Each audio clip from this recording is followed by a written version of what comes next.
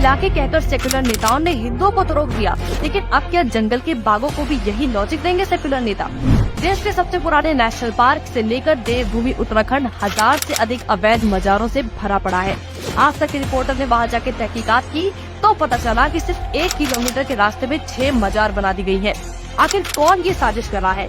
और इन मजारों को खोदने पर एक बात तो तय है कि इन नकली मजारों के नीचे कोई अवशेष नहीं, पर जमीन हथियाने के मंसूबे जरूर छिपे हैं। लेकिन ये कोई पहली बार नहीं जब सरकारी जमीन पर कब्जा किया गया हो।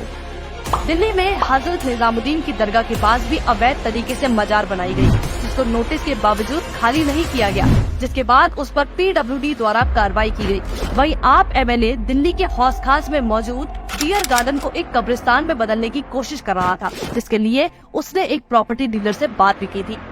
बिहार के सासाराम में 23 साल पुरानी अशोका शिलालेख को भी मजार में कन्वर्ट कर दिया गया, जिसे आर्कियोलॉजिकल सर्वे ऑफ इंडिया को जबरदस्ती वापस लेना पड़ा। उत्तर प्रदेश के प्रयागराज में चंद्रशेखर आजाद पार्क में भी अवैध तरीके से मजार और मस्जिदें बना दी गयी, जिसे इलाहाबाद हाई कोर्ट को वापस लेना पड़ा।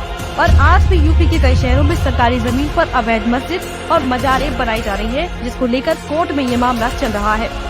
वहीं असम के नागांव जिले में 1900 एकड़ जमीन, जहां 11,000 लोग अवैध तरीके से रह रहे थे और वहां मस्जिदें और अवैध स्कूल बना रहे थे। जहां एक तरफ उत्तराखंड सरकार देहरादून में अवैध कब्जे को लेकर कार्रवाई कर रही है, वहीं दूसरी ओर हरिद्वार में कब्जों में बड़ी संख्या में अल्पसंख्यकों की अवैध बस्तियां बन रही हैं। लेकिन जब इन कब्जों पर कोर्ट कार्रवाई करता है तो अल्पसंख्यक नेताओं को मिर्ची लगना तो लाजमी है, लेकिन यहाँ तो हिंदू नेता भी या तो धरने पर बैठ जाते हैं या फिर कैंडल मार्च निकालने लगते हैं।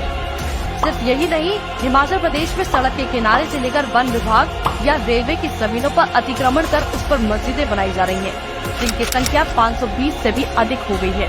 लेकिन सवाल ये है कि हल्द्वानी मामले में जो विपक्षी और लिबरल धरने के समर्थन में उतर गए थे, वो क्यों इन अवैध कब्जों पर फेविकॉल पीकर बैठ गए हैं?